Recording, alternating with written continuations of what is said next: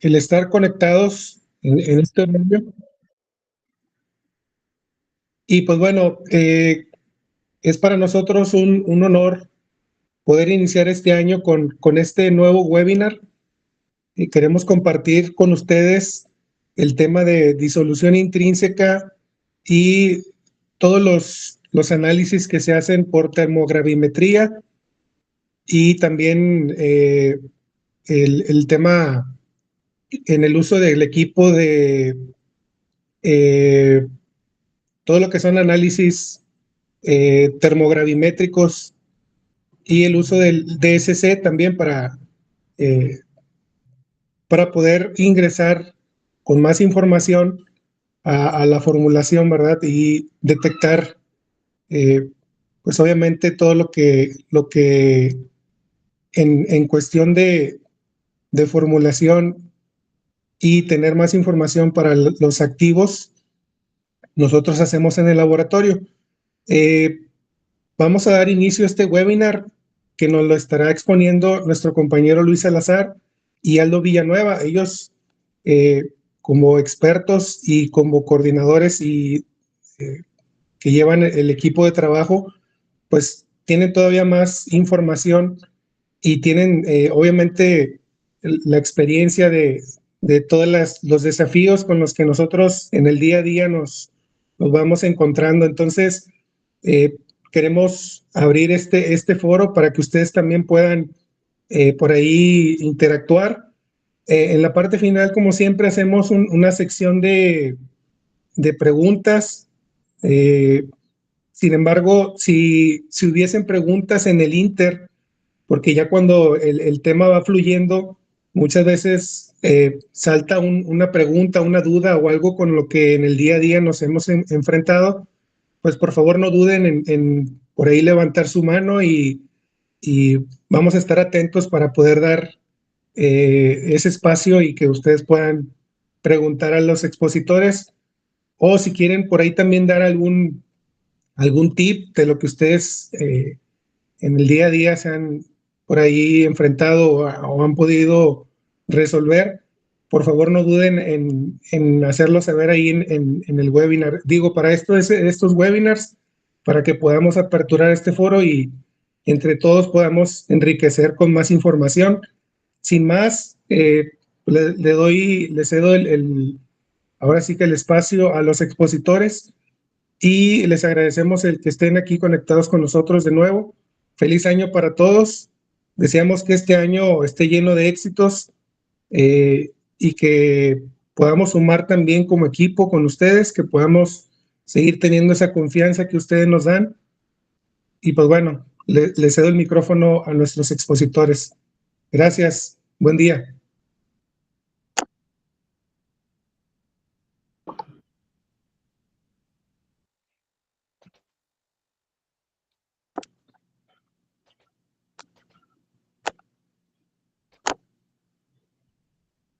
Muy buenos días a todos. Muchas gracias, Arturo, por la amable presentación.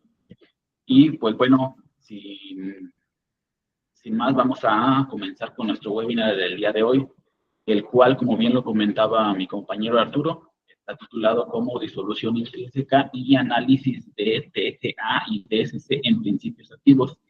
En este webinar nos vamos a enfocar principalmente en el API, en el principio activo, no tanto en la formulación final como tal. Esto nos va a dar pie a que cuando lleguemos a la formulación tengamos menos contratiempos, menos retrasos, menos retrabajos, y que por el contrario tengamos una correcta selección del principio activo que va a ser el que se desempeñe mejor en la formulación que vayamos a tener, llámese en alguna tableta, en alguna cápsula, ya sea de liberación inmediata o de liberación modificada, ya sea retardada o progresiva. Entonces, pues bueno, vamos a comenzar con nuestro noveno webinar.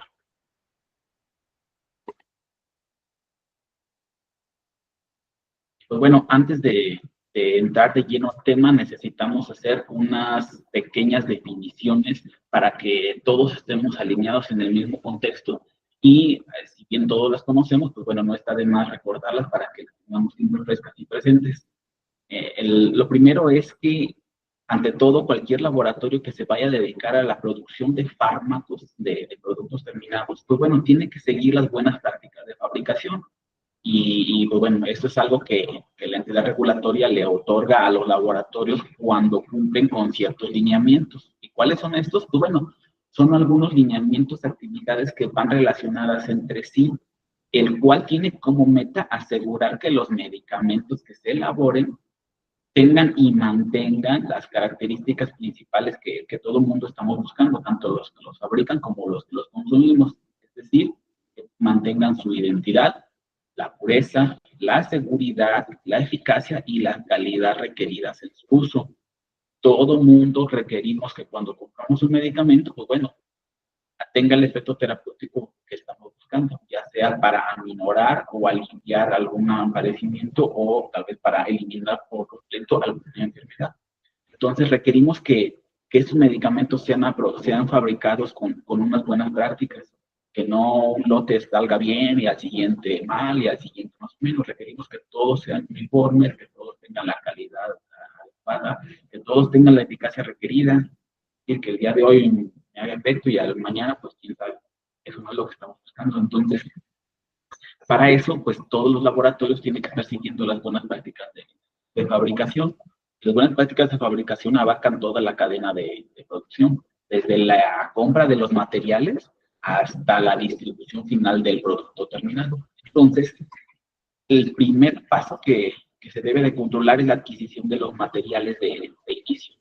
Los materiales de inicio pues, pueden ser variados, desde los excipientes hasta el sistema contenedor cierre, y lo principal de todo, pues bueno, viene siendo el API. Es por eso que en este webinar nos vamos a enfocar mucho en el API. Otra definición es la forma de dosificación sólidos. Si bien en el mercado existen un sinnúmero de formas de dosificación, nosotros podemos encontrar productos que van a ser inyectables, productos que van a ser semisólidos, productos sólidos, nos vamos a encontrar líquidos, nos vamos a encontrar sprays, sachets, parches, supositorios, hay muchas formas farmacéuticas. En este caso nos vamos a enfocar al API que va a ser usado en la fabricación de lo que viene siendo un sólido oral. Y el sólido oral, para que llegue a esta forma, pues bueno, debe de pasar por un proceso unitario, como viene siendo el tableteo o el encapsulado. Entonces, ¿qué consecuencias tiene de hacer un encapsulado o un tableteo en comparación con un líquido oral? Pues bueno, el fármaco no va a estar disponible de forma inmediata para que se lleve a cabo la absorción cuando se ingiere. Entonces, para que se lleve a cabo la correcta absorción, primero tiene que llevar a cabo un proceso en el cual se desintegre y posteriormente se disuelva el fármaco. Entonces, esto es de gran relevancia, puesto que no todos los medicamentos se disuelven o se desintegran de la misma forma, ya sea que estemos hablando de tabletas o de cápsulas. Entonces, en este sentido, es importante tener en mente siempre lo que viene siendo la forma de dosificación, es decir, la tableta o la cápsula, y el proceso previo que van a llevar para que, al final de cuentas, cuando entren al sistema, cuando lleguen al estómago, se empiecen a disolver, desintegrar, y posteriormente la correcta absorción. Otra definición importante que tenemos que recordar es lo que viene siendo las buenas prácticas de laboratorio. Si bien esto nos lo vienen recordando desde la universidad, y cada que entramos al trabajo en algún laboratorio, que siempre tenemos que seguir las PPL, pues bueno, es importante recordar que la FEOM lo define como un conjunto de reglas y procedimientos operacionales y prácticas que aseguran la calidad e integridad de las actividades realizadas en el laboratorio y de los datos obtenidos a partir de pruebas o ensayos. Es decir, no nos sirve de nada que tengamos unas buenas prácticas de fabricación, que tengamos unas buenas prácticas de laboratorio, porque nosotros podemos tener el mejor medicamento del mundo fabricado en sitio y que nos den resultados que cumplan con especificación, y a otro lote que no cumplan, y al siguiente nos da sí, y al siguiente nos da no, o un analista le da bien y a otro le da mal. Entonces, esto es no seguir unas buenas prácticas de laboratorio. todos nuestros ensayos o pruebas tienen que ser previamente verificados para que nosotros tengamos resultados confiables y reproducibles a lo largo del tiempo y de manera transversal a lo largo de todos los analistas. Entonces, estas buenas prácticas de laboratorio son de vital importancia, puesto que con esto vamos a determinar la calidad o la falta de calidad en su defecto de lo que vienen siendo las materias primas y, en última instancia, de nuestro producto terminado. Entonces, es importante que lo tengan en mente y que siempre la sigan. Recuerden, todo lo que está en el laboratorio tiene que estar documentado y todo lo que se hace tiene que ser en base a procedimientos instructivos, métodos analíticos, hojas de trabajo, un checklist o cualquier cosa que aplique. Necesitamos tener siempre la misma ejecución para que obtengamos al final de cuentas resultados de calidad y que sean confiables. Ahora, estamos hablando que debe haber buenas prácticas de fabricación para obtener productos de calidad, que tenemos que tener buenas prácticas de laboratorio para que nuestros resultados sean de calidad. Sin embargo, esto parece como que lo estamos utilizando de manera muy discriminada. Para esto tenemos que recordar que la calidad se define como el cumplimiento de especificaciones establecidas para garantizar la aptitud de uso. Cuando estamos hablando de buenas prácticas de laboratorio para obtener resultados de calidad, en este caso la aptitud de uso, es decir, el método que estoy ejecutando el día de hoy para el establecimiento de una correcta disolución de unas tabletas, se puede ejecutar puesto que ya cumplí con algunas especificaciones. ¿Y cuáles son?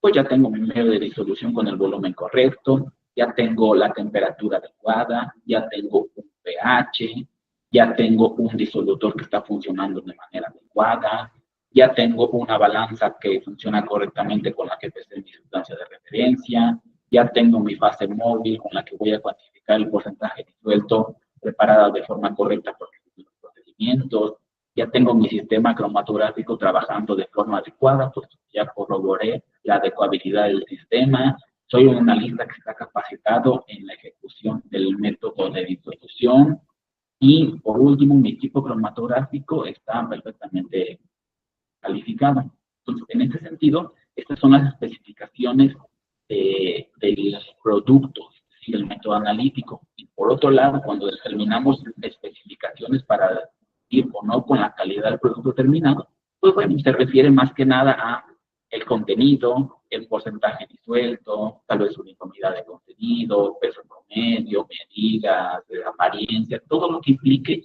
la hoja de especificaciones con las que estamos trabajando.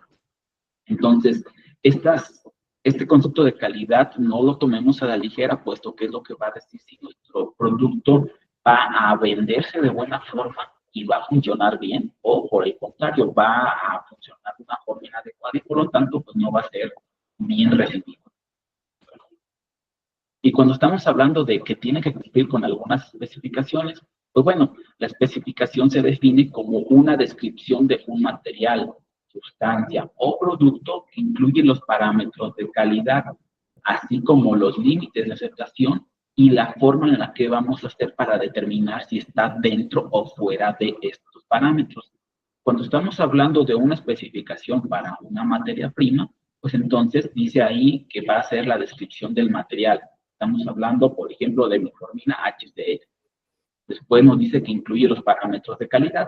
Por ejemplo, vamos a estar hablando de que tiene una especificación para apariencia. Nos puede decir que tal vez es un polvo amarillo, polvo blanco, amarillento, polvo rojo, marrón.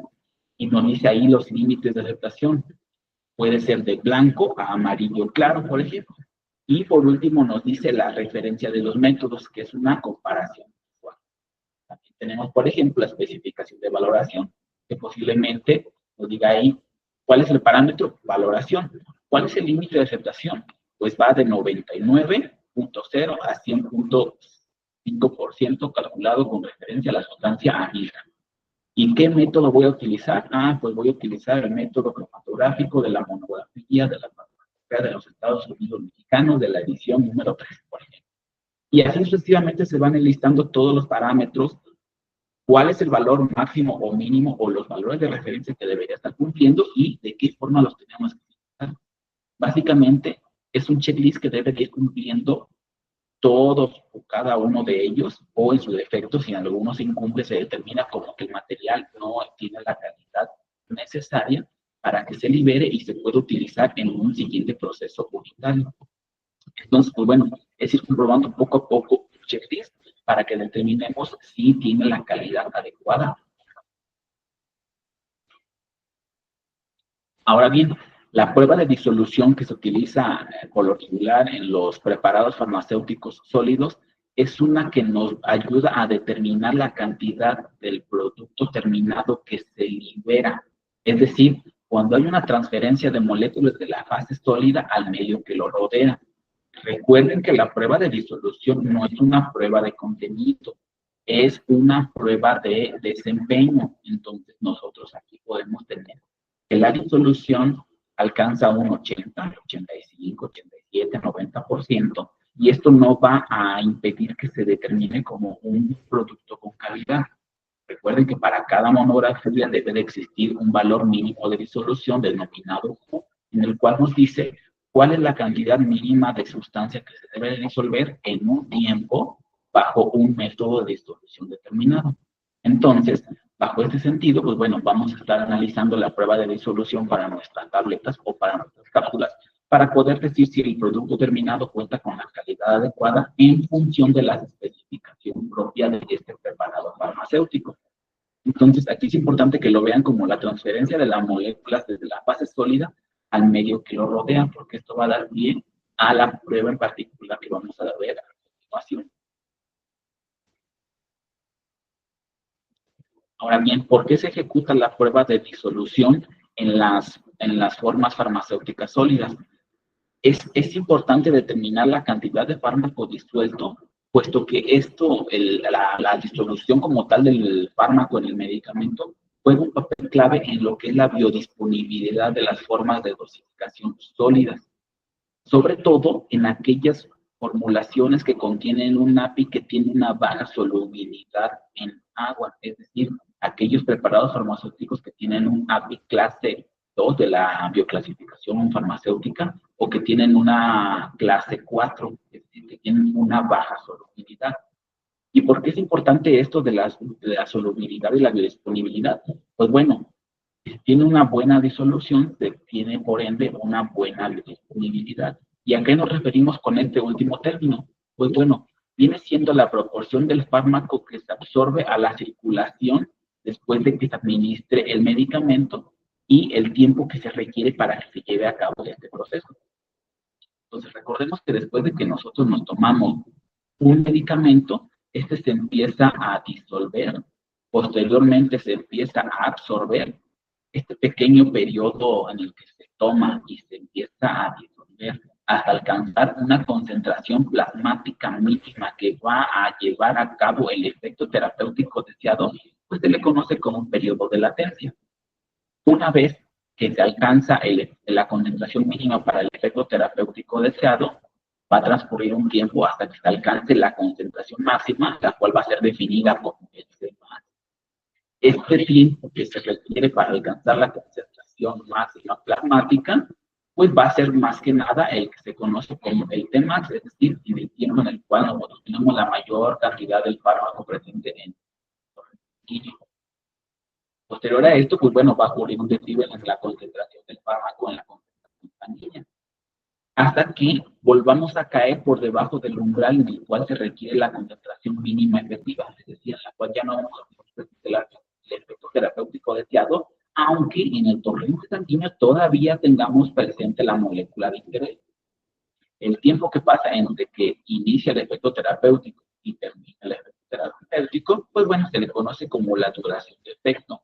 Y posterior a esto, pues bueno, se va a ir eliminando el fármaco si es que fue nuestra última toma, o por el contrario, si nosotros llegamos a otra toma, esta curva se va a traslapar por la cantidad del fármaco para que siga habiendo el efecto terapéutico deseado. Entonces, la biodisponibilidad en gran medida va a depender de la disolución del fármaco, de la forma farmacéutica sólida que tomamos con anterioridad.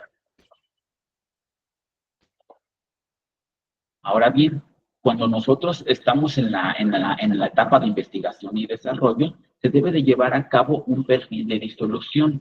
Y esto, más que nada, nos sirve como una herramienta que nos ayuda a medir el control y el comportamiento de cómo se va a distribuir la disolución del fármaco con el paso del tiempo.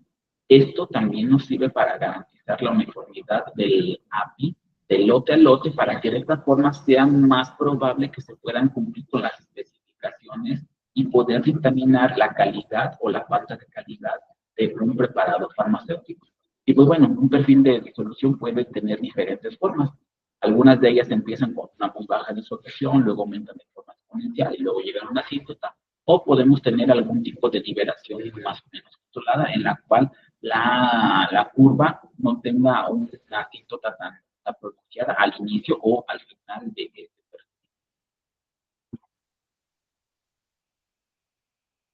Ahora bien, ¿de qué depende la velocidad de disolución de un principio activo? Pues bueno, esta velocidad puede ser modificada por algunas condiciones, por ejemplo, como la cristalización.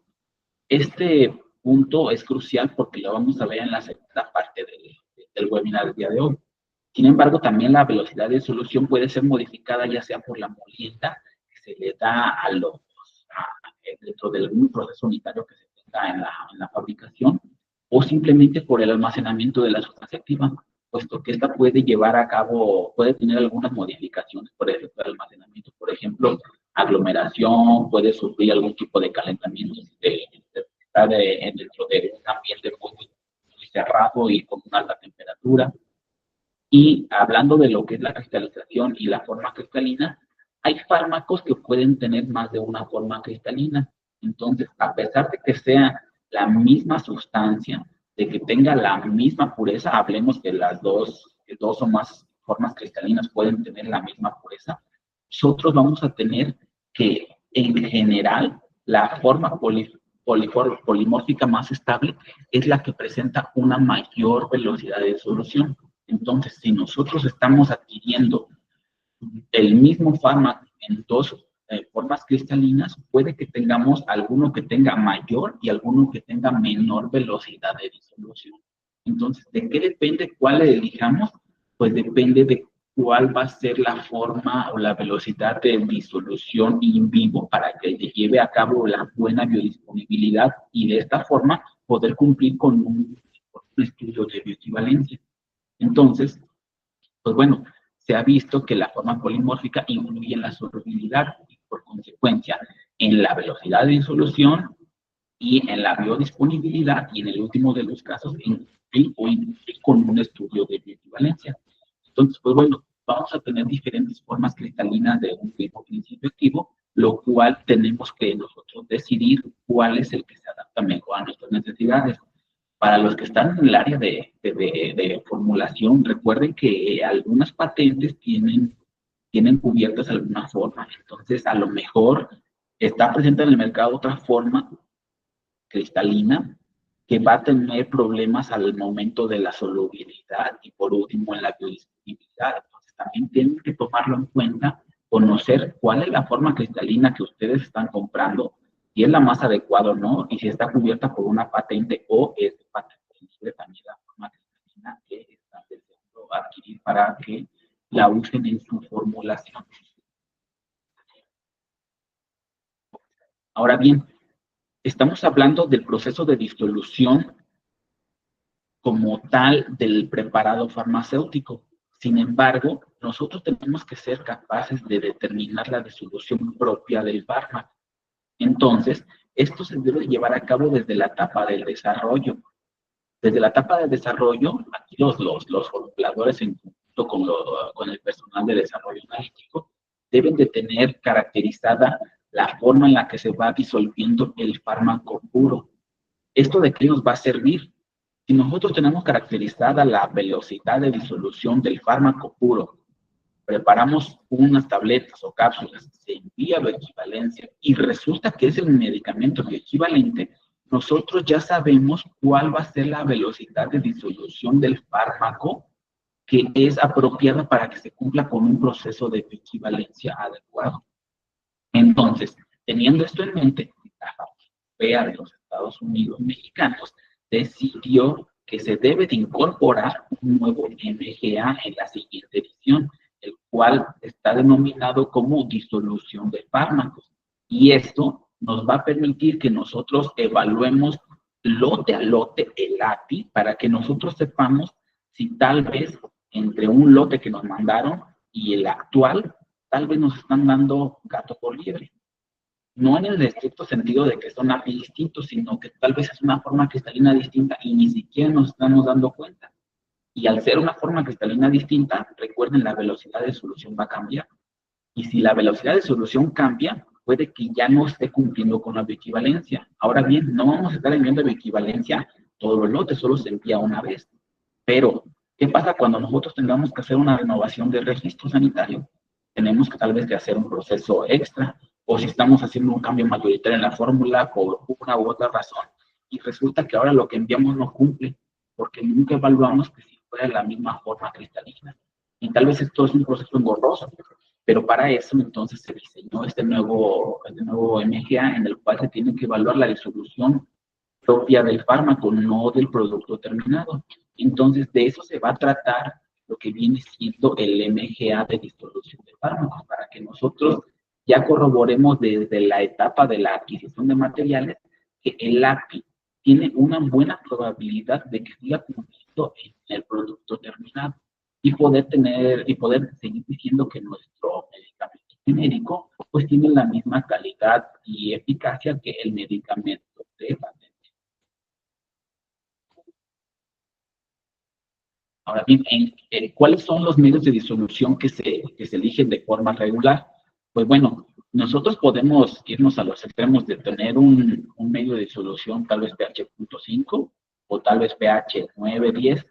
Sin embargo, lo que se recomienda es que se tengan medios de disolución que abarquen el rango del pH fisiológico, es decir, desde 1.2 hasta 6.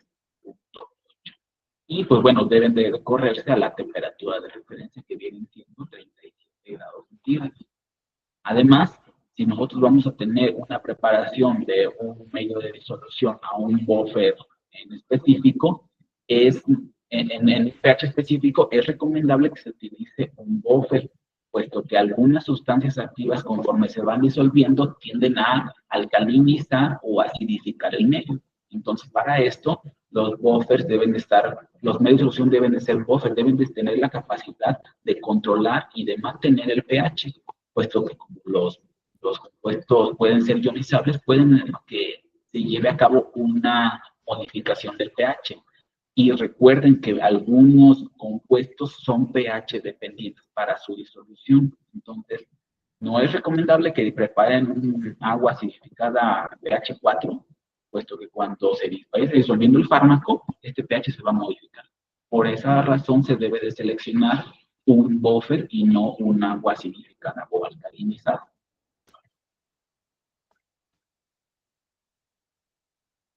Por lo tanto, el MGA que está por entrar en la farmacopea de los Estados Unidos mexicanos se le conoce como disolución intrínseca. Es decir, ya no voy a evaluar la disolución del fármaco en un preparado farmacéutico, sino que voy a determinar la velocidad de disolución de la sustancia activa pura. ¿Y cómo hago esto? Yo bien pudiera aventar una buena cantidad de polvo en un vaso de disolutor y ponerlo en agitación. Pero, ¿esto qué va a generar? Que yo tenga una gran cantidad de área superficial. Y si yo tengo, por ejemplo, conglomerados y se van desintegrando, pues entonces esto va a ocasionar que el área superficial cambie. Entonces, esto nos daría una variable más que no vamos a estar pudiendo controlar. Entonces, lo que se debe de hacer es preparar un compactado. Ahora bien, yo pudiera agarrar y poner el fármaco puro en una tabletadora y corriente, compactada, y después esa tableta agregarla al vaso del disolutor. Pero ¿qué pasa? Si yo tengo un efecto de deslavado o un efecto de desintegración de mi tableta, pues de la misma forma no voy a poder controlar el área superficial que está expuesta al medio de disolución y por lo tanto no voy a saber en sí cuál es la velocidad de disolución real de mi fármaco. Entonces, ¿qué es lo que se debe de hacer? Bueno, debo de preparar un compactado aplicando una presión tal de forma que ésta no se desintegre conforme se vaya disolviendo. Y esta área superficial que va a estar expuesta en medio de solución tiene que ser constante. Entonces, para eso se va a emplear un aparato específico que lo marca la monografía. Hay dos formas de que se prepare este compactado. Uno que va a ser sumergido en el fondo del vaso, que se le conoce como disco fijo, y otro que va a ser atornillado a la flecha o vástago del disolutor, en el cual va a estar girando junto con la flecha, entonces se le conoce como disco rotatorio. Cualquiera de las dos opciones son adecuadas y son aceptadas por el MGA. En este caso le vamos a hablar de lo que viene siendo el disco rotatorio, el cual es un aparato muy simple y está compuesto por un punzón y una matriz, igual que una tabletadora común y corriente.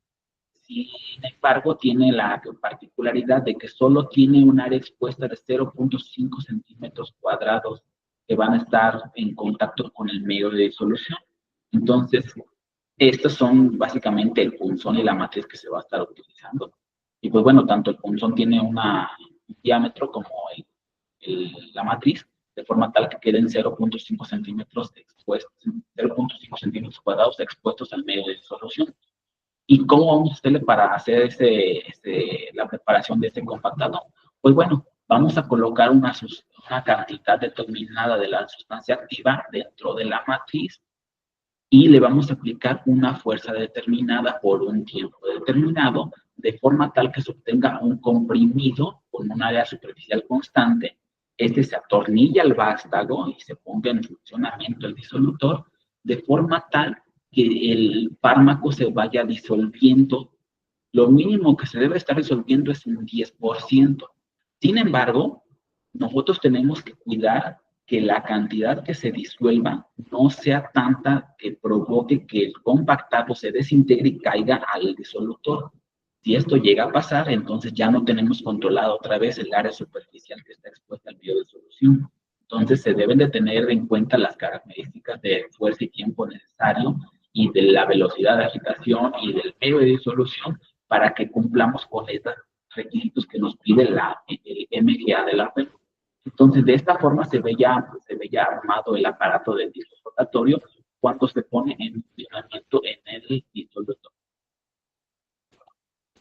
Ahora bien, nosotros ya tenemos un compactado, ya sabemos cuál es la velocidad, el volumen adecuado del medio de solución, cuál es el volumen, en qué pH vamos a estar trabajando, a qué velocidad de agitación, y ya sé que se va a disolver al menos el 10% de la cantidad que yo pesé y que no se desintegró, entonces ya voy a ser capaz de obtener mi velocidad de disolución intrínseca, el cual pues simplemente es una gráfica de la cantidad disuelta en función del tiempo que pasó el disco rotatorio girando en el medio de disolución adecuado.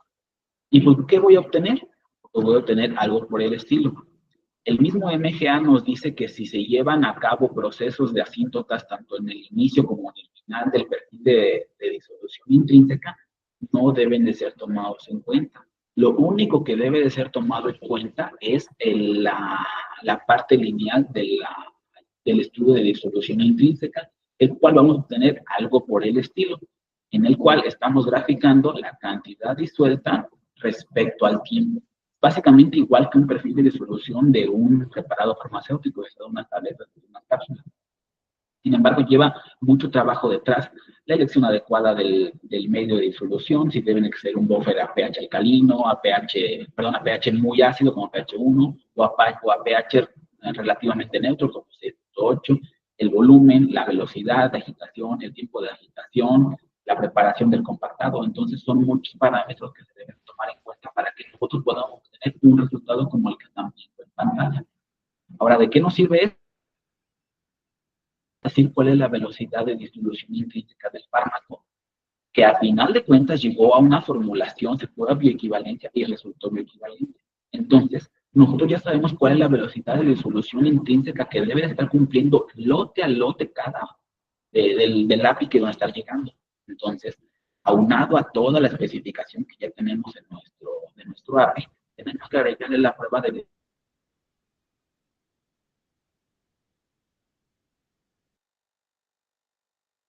debemos determinar de forma tal que estemos seguros en base a una gestión de riesgos que el API tiene la misma calidad, este lote en particular, que el que se ve equivalente aquí. Entonces, se debe establecer una especificación de la velocidad de disolución intrínseca. Ahora bien, aquí hay un ejemplo de cómo pudiéramos establecerlo. Disolución intrínseca real de un lote que ya se fue equivalente, que ya cumplió. Mientras que las líneas rojas vienen representando los límites superiores e inferiores de lo que debería de estar cumpliendo mi velocidad de disolución intrínseca para los lotes subsecuentes del mismo API que voy a estar trabajando en mi formulación. Entonces yo pudiera establecerla de esta forma. Entonces, ¿qué significa si yo tengo una velocidad de disolución intrínseca que ya se fue a equivalencia y cumplió, que viene teniendo un valor de 0.202?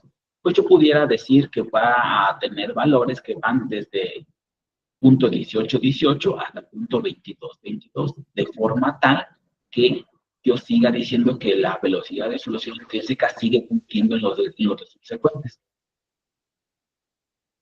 Bien, yo tengo el proveedor 1, que fue el que ya cumplió con bioequivalencia, que es la velocidad de disolución intrínseca óptima o ideal o esperada, y tengo un proveedor 2 que tiene esta velocidad de disolución intrínseca, tengo un proveedor 3 que tiene esta otra de 149, y tengo un proveedor 4 con una velocidad de disolución intrínseca de 0.281. ¿Para qué nos sirve esto? Recuerden que en la medida de lo posible,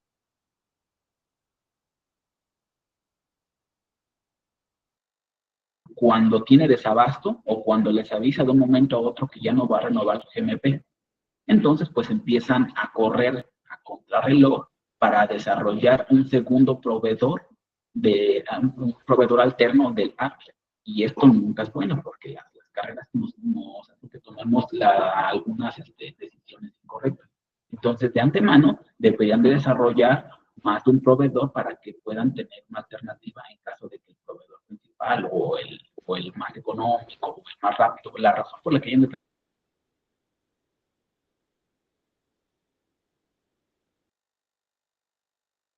que estas velocidades de disolución intrínseca se obtienen. Nuevamente, el azul es el que es el ideal, es el que viene aquí. El rojo viene siendo los límites superior e inferior de lo que viene siendo la velocidad de disolución intrínseca que nosotros aceptamos como adecuada. Nosotros podemos ver que el proveedor 2, que tenía una velocidad de disolución intrínseca de 201, la cual cae dentro de la especificación, pues esto va a tener como consecuencia que en la gráfica se encuentre dentro de los rangos rojos en cada uno de los tiempos que fijamos como adecuados de muestreo para determinar la velocidad de disolución intrínseca. Y pues vemos que se parece bastante al proveedor 1. Si este es un proveedor que tiene la misma calidad del fármaco y que nos abastece más rápido y un poco más económico, pues bien pudiéramos optar para también enviarlo a bioequivalencia y tener una segunda fuente del fármaco. Ahora bien, con el proveedor 3, que viene siendo el morado, si se dan cuenta, empieza por arriba de la especificación y termina un poco por debajo. ¿Esto qué significa? Que tiene una pendiente menos pronunciada. Y esto se ve reflejado acá. Tiene una velocidad de disolución intrínseca de 149 comparado con la ideal que viene siendo de 202. Es una pendiente un poco más horizontal, lo pueden ver, en comparación con el azul o con el amarillo. En caso contrario, para el proveedor 4, tiene una pendiente más vertical. Empieza por debajo del límite inferior y termina por arriba del límite superior. Y esto se ve reflejado en su velocidad de disolución intrínseca, que es de 281, en comparación con 202, que es el ideal.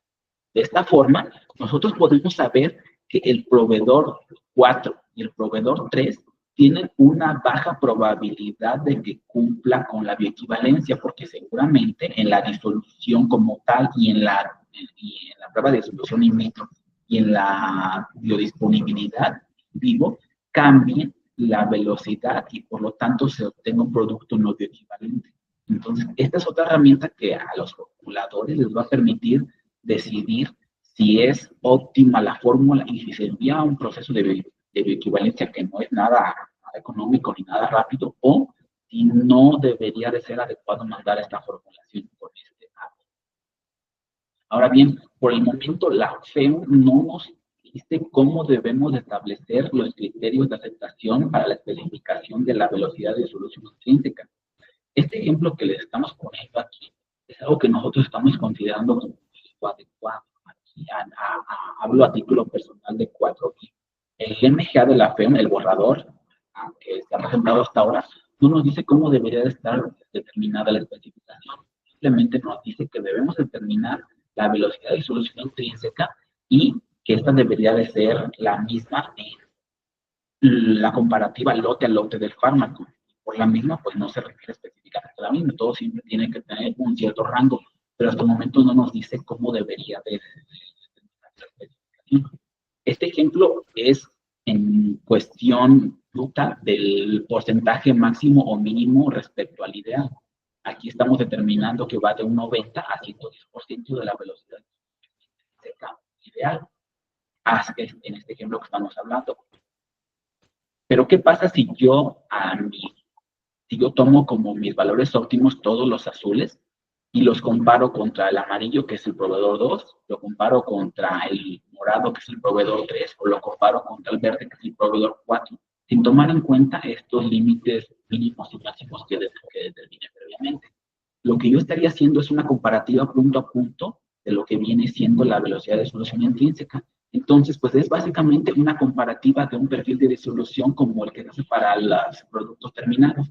Es decir, yo puedo determinar la F2 que existe entre el proveedor 1 y el proveedor 2. Y si se dan cuenta, pues son casi iguales el azul con el amarillo, que viene siendo el proveedor 1 y el 2. Van casi de la mano. Ahora, si yo comparo el azul con el morado, que es el 1 con el 3, pues hay un cruce de las rectas. Y lo mismo ocurre para el proveedor 4 contra el 1, que es el verde contra el azul. Entonces, yo pudiera decir que si comparo las F2 de las velocidades de resolución intrínseca, pues básicamente todas son iguales, todas cumplen. Entonces, es aquí donde el laboratorio que hace la formulación debe determinar hasta qué grado puede decir que siguen siendo parecidas o que ya no se parecen por las velocidades de disolución intrínseca del fármaco. Deben de correr tal vez este ejercicio de F2 en esta formulación, en este fármaco, el proveedor 1 contra el 4, hacer la formulación, tener las tabletas o cápsulas y someterlas a un proceso de perfil de disolución del producto terminado y ver si su F2 ahora del producto terminado cumple o no cumple. De esa forma también pueden tener luz de si esta es una forma adecuada de establecer la especificación o si no. Ustedes determinan que aquí cumplen en teoría los dos fármacos, pero formulan y tienen una F2 de 40, pueden decir no es un fiel reflejo o no es una buena forma de establecer la especificación. A lo mejor nada más estos dos sí cumplen en un perfil de disolución in vitro y pudieran decir sí mando al proveedor 1, al 2 y al 3 de bioequivalencia, pero el cuarto ya no lo mando. O pudieran irse a determinarlo de esta forma, a determinar porcentajes de la disolución de la velocidad de resolución intrínseca óptima del que ya subió su equivalencia. Todavía no nos dice la FEO muy bien cómo debemos establecerlo. Entonces, los formuladores deben de establecer en base al conocimiento del API y de la fórmula y de la equivalencia que ya fue exitosa, cuáles deberían ser lo máximo o mínimo que estarían aceptando de velocidad de disolución intrínseca de lote a lote o de proveedor a proveedor, para que tengan una buena certeza de que cuando se escribe equivalencia van a tener resultado satisfactorio.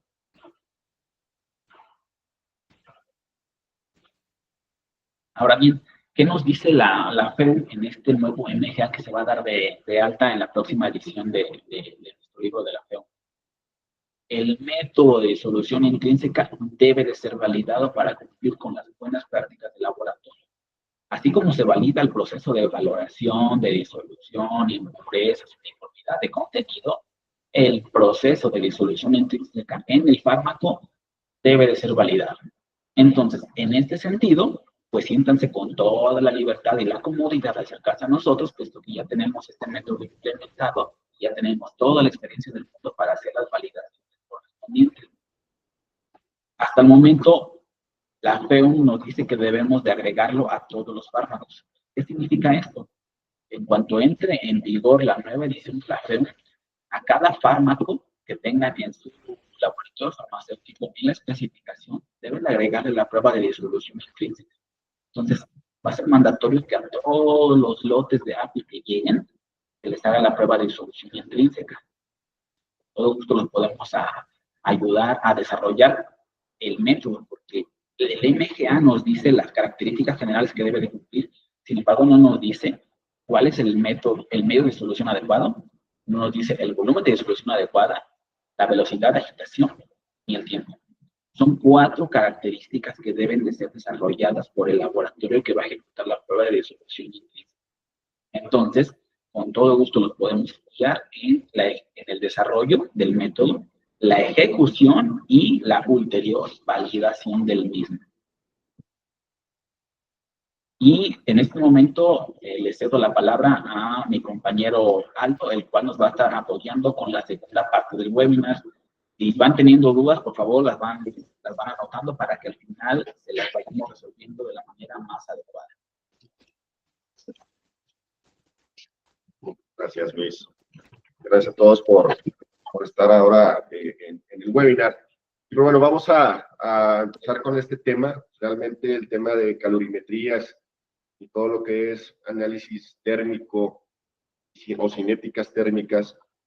Es algo complejo, difícilmente lo vamos a ver en estos 30 minutos, porque implica ciertas cuestiones a nivel de energías de activación, curvas de energía, entre otras cosas que finalmente son demasiado técnicas. La importancia de ofrecer este webinar combinado con la disolución intrínseca es específicamente para revisar qué pasa con el principio activo cuando tenemos diferentes polimorfos, qué pasa con el principio activo cuando lo combinamos con algún excipiente. Esto es importante recalcar que tenemos desde hace, que será 20 años, menos de 20 años, la industria farmacéutica trabajando con este tipo de herramientas, lo cual es el analizador termogravimétrico, es la termogravimetría, y el calorímetro diferencial de barrido, que ambos entran en cierta interacción específicamente para tener una evaluación a nivel de investigación y desarrollo. A diferencia de la disolución intrínseca, esto realmente no está reglamentado, no está regulado, esto es más es investigación en el tema térmico y se ha dado a conocer desde hace poco tiempo realmente. Lo que hay más investigaciones en polímeros y entre otras cosas. Sin embargo, se ha demostrado desde hace ya unos años que es información esencial para evaluar los activos. ¿A qué se refiere esto?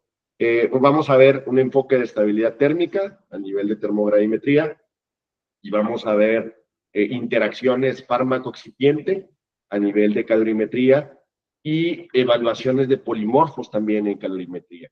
Como bien lo comentaba hace un momento el maestro Luis, básicamente el punto estratégico de la síntesis de algunos activos que están patentados, pues específicamente buscan la forma de que el tipo de cristal, el cual sea mayor, que tenga mayor solubilidad, o sea, el que tenga mayor efecto terapéutico, bueno, implica en este ámbito, ¿no? Y la realidad es de que las farmacéuticas transnacionales saben manejarlo muy bien y saben incrementar incluso sus patentes a lo largo del tiempo en muchos sentidos, ¿no?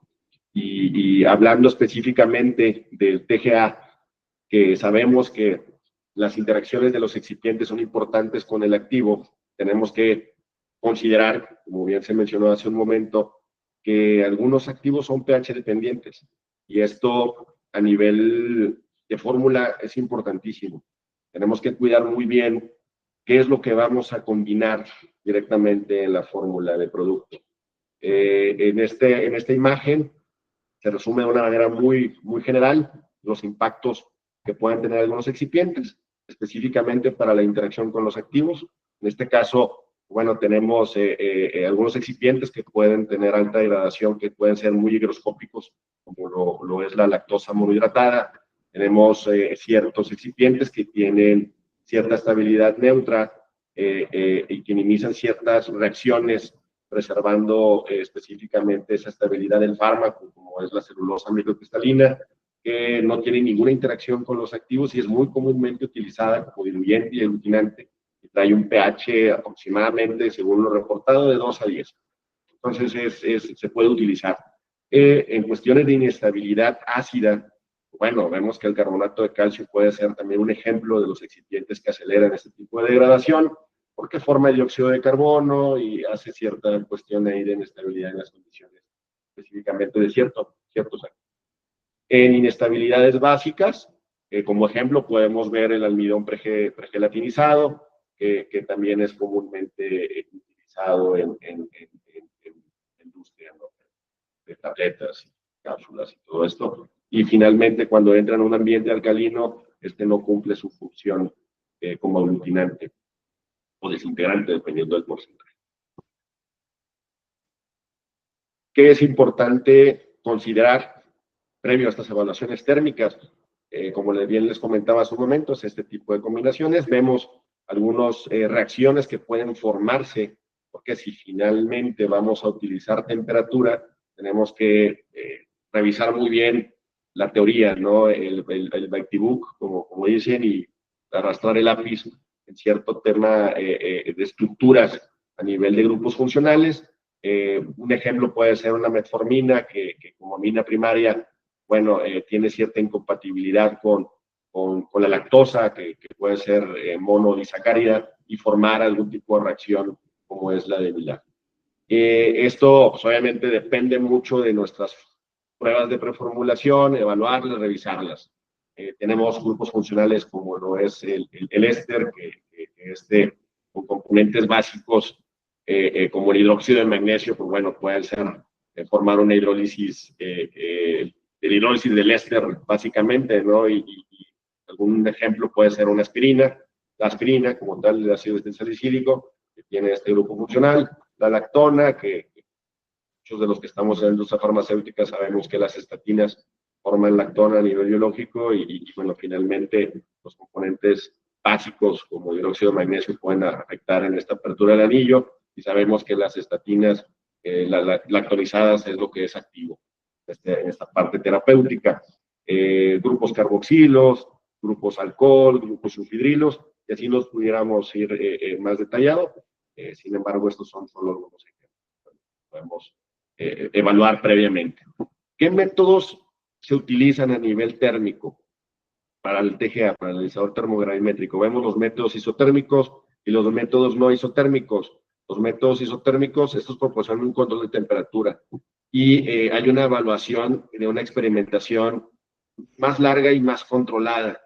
En el tema de los no isotérmicos son respuestas más dinámicas, son curvas de temperatura que uno puede estar considerando en un ambiente totalmente en nitrógeno, que nos va a ayudar a no tener ninguna interacción con el oxígeno específicamente para que no se observen nada más que la pura evaluación de cinética térmica.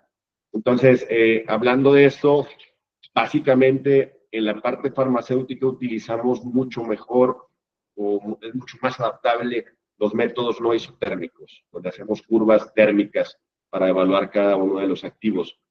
Explorando algunas ventajas de este análisis no isotérmico, bueno, la velocidad de experimento puedes variarla, hay una facilidad de interpretación porque lo hacemos sobre curvas cinéticas o curvas de calibración. Básicamente evaluamos las pendientes y evaluamos energías de activación, que eso lo vamos a ver un poquito más adelante.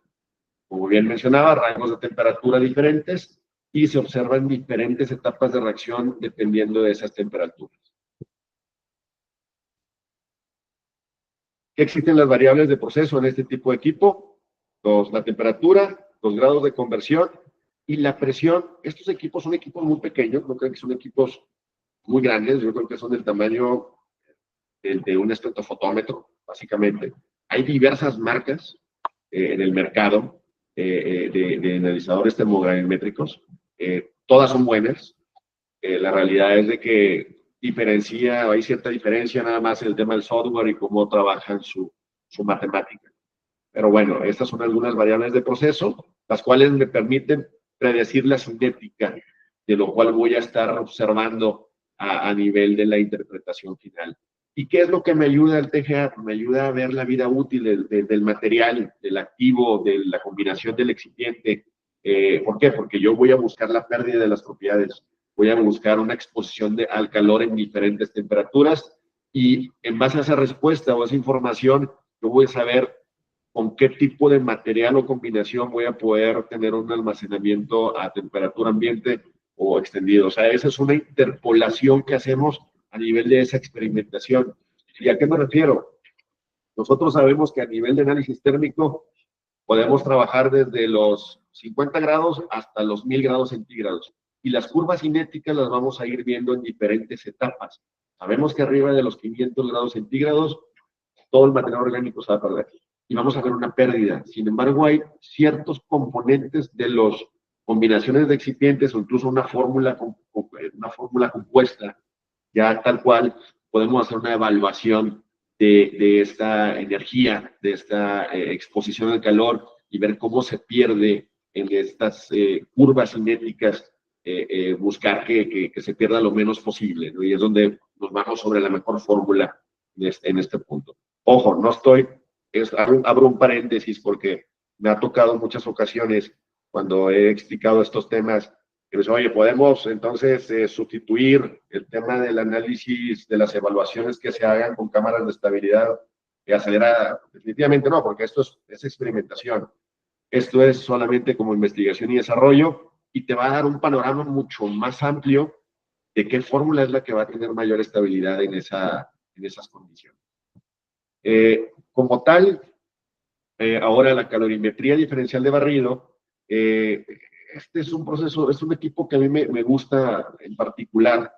El TGA es buen equipo, pero está limitado solamente a ciertos puntos estratégicos de evaluación de vida útil y sobre todo ver estas pérdidas, ¿no? Orgánicas en diferentes tiempos y temperaturas. Diferentes temperaturas más bien en ciertas condiciones. Pero el calorímetro diferencial de barrido me da más información. ¿Qué información me da? Desde un inicio, yo puedo evaluar el punto de fusión. ¿Sí? El punto de fusión está muy, muy bien caracterizado en cualquier literatura de los activos, en el Luz Master File, incluso te lo pueden dar, en Bloombanks, en muchos lados viene, ¿no? En la nueva farmacopea, en el Index Merck, te viene todo esto. Y esto es importante porque es una forma de que nosotros podamos considerar que ese activo, bueno, me va a dar ese mismo punto de fusión que la literatura me menciona. Sin embargo, cuando yo veo que ese punto de fusión hay un desplazamiento, ya me dice otra cosa. ¿Qué quiere decir esto? Nosotros sabemos que hay diferentes sales en todos los activos y las sales se colocan, una para aumentar la solubilidad, para potenciar la terapéutica, para mayor estabilidad, entre otras cosas. Sin embargo, la misma cristalografía del activo me determina hasta qué punto va a ser la fusión. El calorímetro diferencial de barrido, a diferencia del TGA, que el TGA yo le voy a dar un rango de temperatura muy amplio, incluso hasta 1000 grados centígrados. En este no. Lo que hacemos es, ok, yo sé que en el punto de fusión va a estar a 105 grados centígrados, que ahorita vamos a dar un ejemplo de un activo. Entonces yo voy a calcular y voy a evaluar que vaya de 80 grados centígrados a 250 grados centígrados, que vaya evaluando de 10 grados en 10 grados. Quiero ver cómo se comporta su entalpía, ¿sí? O ver cómo se comporta su endoterma, que es la fusión, de cuánta energía necesita mi activo para volverse de sólido a líquido, y si existe alguna recristalización a lo largo del tiempo. ¿Eso qué me dice? Me puede decir, ok, ¿existe un polimorfo? O bien, existe algún acomplejamiento del mismo activo, porque finalmente hay mezclas binarias que hacemos también para evaluar y formar acomplejamientos, que es el caso. Y tercera, bueno, es otro tipo de sal. ¿Sí? Y es donde podemos nosotros ver este tipo de información a nivel solamente del punto de fusión. Ahora, hay activos que subliman, hay activos que vaporizan, y esto puede darnos información mucho más atractiva, llamémoslo así, sobre todo si vamos a granular, si vamos a meterle temperatura, vamos a meter cierta condición de humedad en el momento de la granulación, con un lecho fluido o algún otro tipo de granulación. Incluso me atrevería a decirles, y los que están en esta área de desarrollo, sabemos que cuando trabajamos con el tableteo, con la misma característica de la rotación de la tableteadora, bueno, se van calentando los punzones, ¿no? Y se puede calentar específicamente al momento de tabletear y puede formar incluso otro cristal. Eso puede suceder. Eso sucede con carbamazepina y con otro tipo de activos. Entonces, al momento en que nosotros veamos este tipo de características de comportamiento físico, de vaporización y sublimación, difusiones y desplazamientos, podemos darnos por entendido que podemos tener algún tipo de tema. Y estos procesos, bueno, se pueden manejar como exotérmicos. El proceso endotérmico solamente es la parte de fusión del activo, pero el proceso exotérmico es esta parte de sublimación y vaporización como tal, o esta recristalización que puede suceder a lo largo del tiempo. Pues mencionaba hace un momento, básicamente estos temas térmicos se manejan en muchos sentidos. Polímeros un 21%, en farmacéutica un 9%. Es una publicación de hace 7, 8 años. Es poco la gente que lo utiliza, sin embargo es muy útil. Yo esperaría que lo sigan, incremente este porcentaje. Hacia adelante. ¿Cuál es el proceso de creación de estos termogramas? Para que lo entiendan de una manera fundamental, muy sencilla. Existe un horno con el cual se calienta, se coloca una muestra y una muestra de referencia, que son cantidades mínimas. Para poder utilizar el calorímetro del TGA necesitas una balanza microanalítica. Trabajamos alrededor de 1 miligramo, específicamente en ciertas holders que son para colocarlos ahí, que son de aluminio. Y el equipo lo que hace es un balance. Es una balanza, es como una termobalanza, mucho más tecnológica, obviamente, pero en una balanza tenemos el portamuestras de aluminio solito y en otra con la muestra. Y lo que hace es un balance de energía. Entonces registra el flujo de calor, grafica los datos y después se interpreta en un termograma. Esto es un termograma. Esto es un termograma de un calorímetro diferencial de barrido. Este es un activo que es dexketoprofeno, el cual tiene 105.14 grados centígrados su punto de fusión. Eso está en literatura y es lo que nos está dando. Trae una entalpía de 122.42 julios gramos. Como tal, la corrida del pico endotérmico sería 90 grados centígrados a 120 grados centígrados, solamente para evaluar esto específicamente. Rampas de temperatura desde 10 grados centígrados. Ahora, esta es la curva del TGA. El TGA, si ven, es distinto. Esa es la caída, básicamente. Si ustedes ven esta cinética de orden de caída, me dice que está perdiendo todo material orgánico. ¿Y cuándo lo empieza a perder? Lo empieza a perder a los 210 grados centígrados y ya genera una estabilidad alrededor de los 520 grados centígrados, básicamente. Pero esta curva que vemos aquí es la curva que vamos evaluando. Es la descomposición térmica del dexketoprofeno. Y aquí menciono los rangos. Ustedes ven de 180 a 303 grados centígrados, existe una pérdida del 30%, de 303 grados centígrados a 525, 48%, y 525 a 750 grados centígrados, básicamente se pierde todo.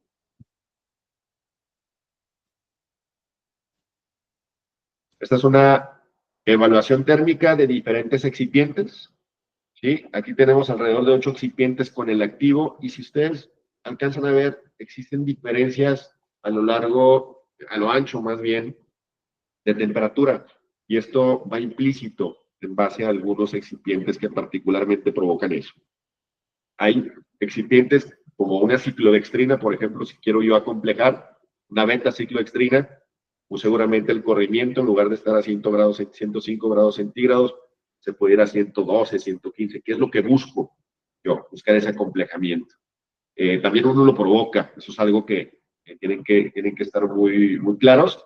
Uno puede provocar que exista un desplazamiento térmico para provocar una mayor estabilidad. ¿Y cómo lo hago? No lo acomplejo con ciclodextrina. O voy a hacer una dispersión sólida. Bueno, la evalúo con transcutor, como se observa. Yo quiero buscar ese desplazamiento también. Entonces, uno también lo puede provocar.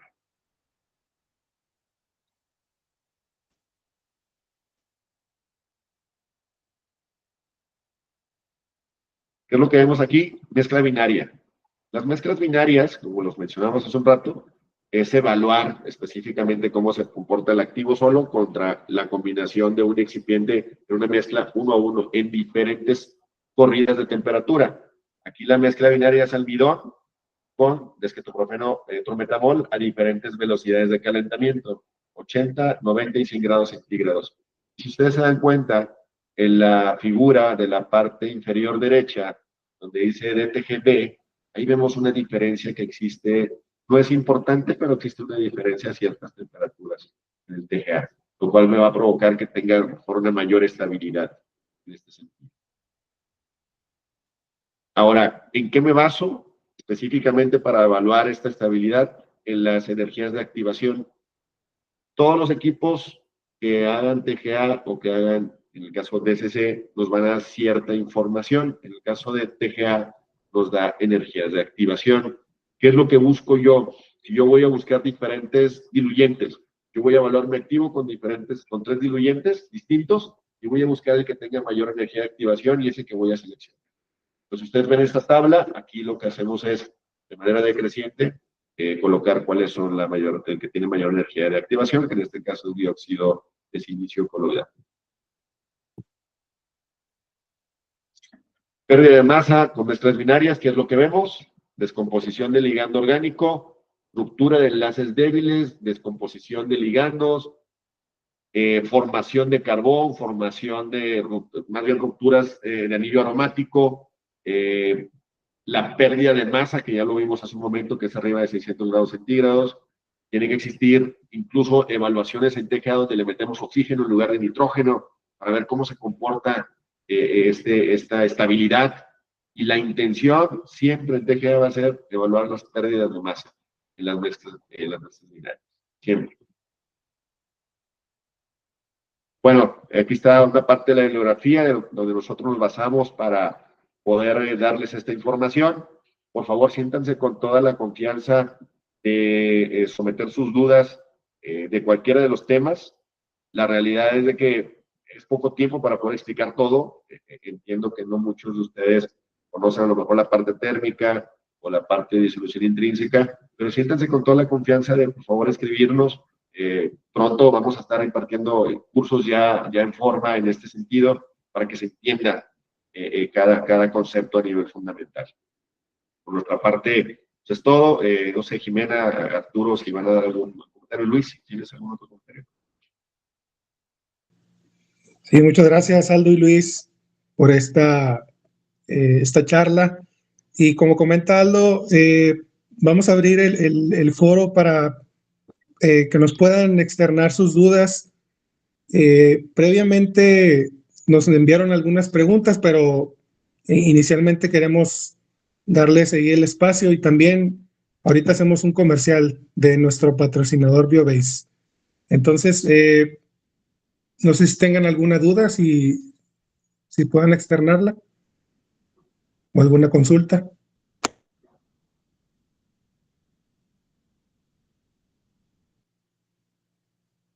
Gracias. Mire, por aquí teníamos unas preguntas que nos hicieron previamente, si me permiten.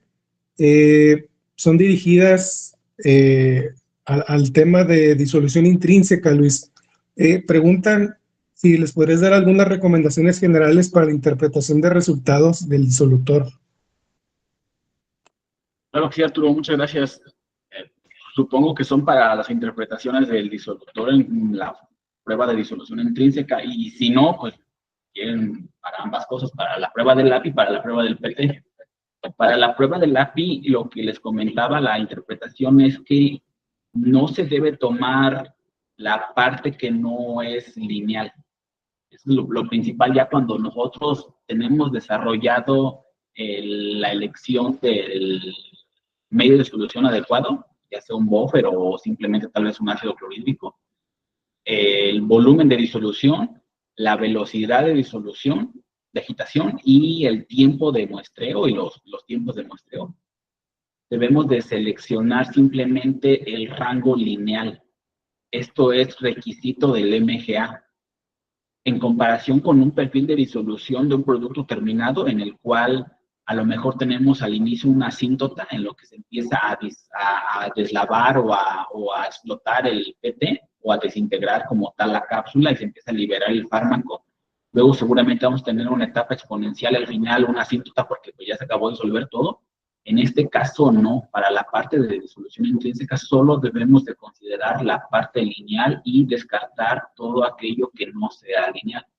Entonces ese sería un debe del MGA. Y para un perfil de disolución de un PT, pues bueno, recuerden que debemos tener al menos 5 puntos, que tenemos que caracterizar la curva ascendente, no tenemos que tener más de 2 puntos en la parte asíntota final de nuestro perfil de disolución.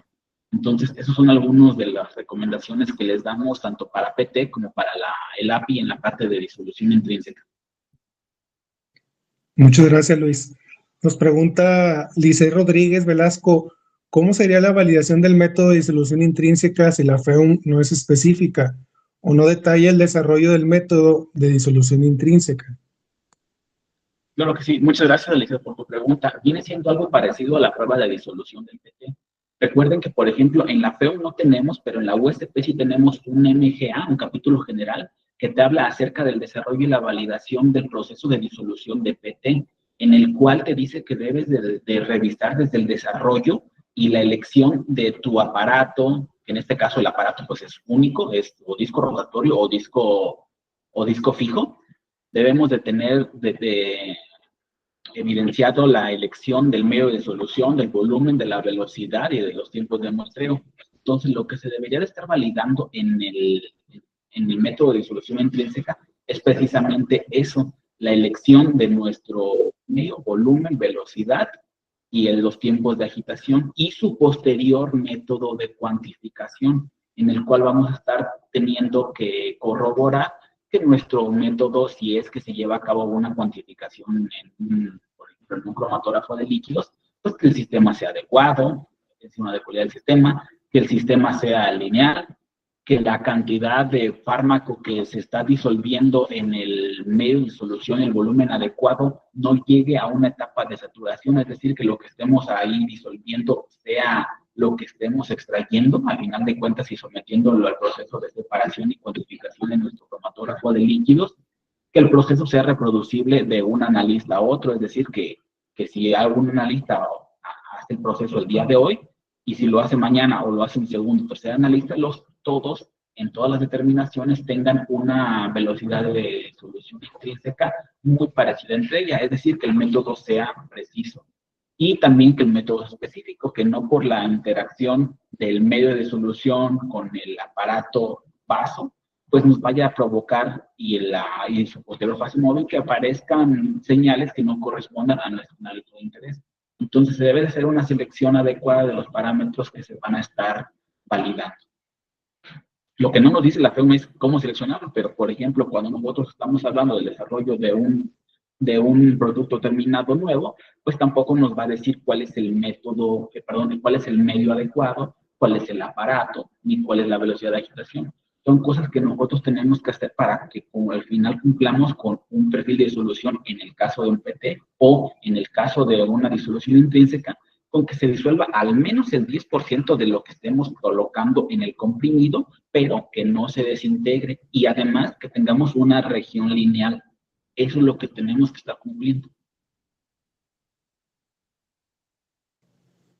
Gracias, Luis. Nos pregunta también José Anselmo Cruz, en un PT y en función de las medidas del disolutor, ¿se puede predecir la velocidad de disolución con alguna ecuación? Por ejemplo, la ecuación de Fick. No, la velocidad de disolución intrínseca va a depender de varias cosas, como te decía. Uno, de la elección del medio de solución, porque la velocidad de disolución, recuerden que muchas veces es pH dependiente, entonces no van a tener la misma velocidad de disolución intrínseca a pH 1.2 que a pH 6.8. Tampoco van a tener la misma velocidad de disolución si cambian el volumen del medio. No es puede que lleguen a una saturación del API en el medio y entonces lleguen a una asíntota sin llegar al mínimo del 10% disuelto. Y también va a depender de la velocidad de agitación y de los tiempos de muestreo. Entonces, esto se debe de determinar de forma experimental y hacer la especificación para el API, forma cristalina, que están teniendo para que después puedan corroborarlo contra los demás APIs.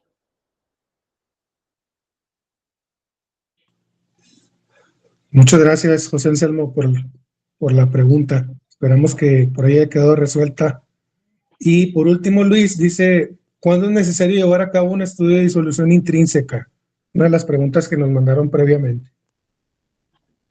Como tal, esta debería de ser integrado a todas las especificaciones de los APIs que vamos a estar liberando. Entonces, ¿cuándo? Pues cada que nos llegue un lote nuevo de API, de cualquiera del que estemos hablando. Esto nos sirve para que nosotros, desde antes de que llevemos el API, el proceso de fabricación, tengamos la certeza de que se parece lo suficiente al API con el que se cumplió la bioequivalencia. Tengamos problemas en el punto de la prueba de disolución del PT.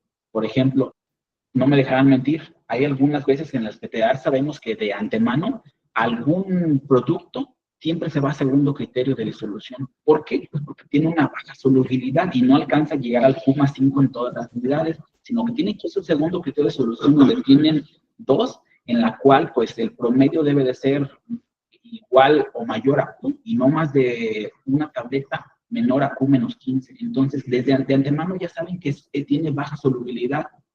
Si se van a la parte de disolución intrínseca, pueden corroborar que tal vez la elección de ese API o de esa forma cristalina no fue adecuada y con otra forma tienen una solubilidad, es decir, una velocidad de disolución intrínseca superior.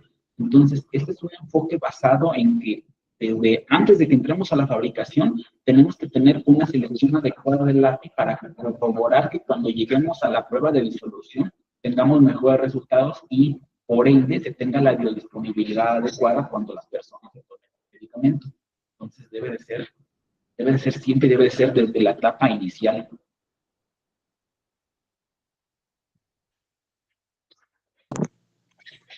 De acuerdo, Luis.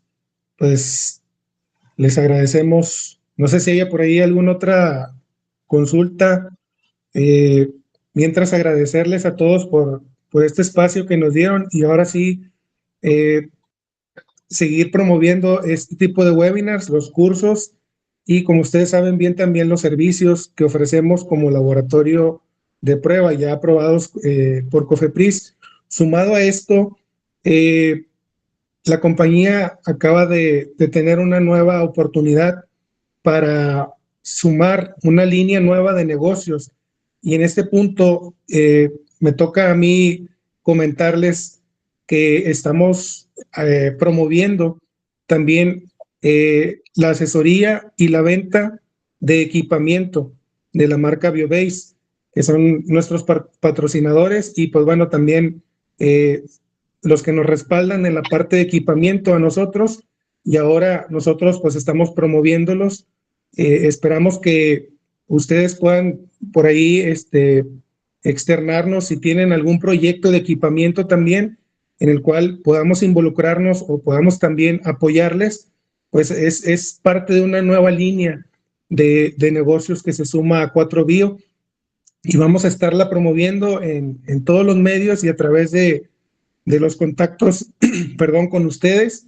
Entonces, pues agradecemos la confianza que nos han dado y pues bueno, esperemos que podamos seguir sumando en colaboración con ustedes para crecer en conjunto. Sin más, pues nos despedimos de este webinar y seguimos en contacto a través de todos los medios de comunicación, redes sociales y a través de nuestros correos. Que tengan excelente día y excelente fin de semana también. Gracias, cuídense.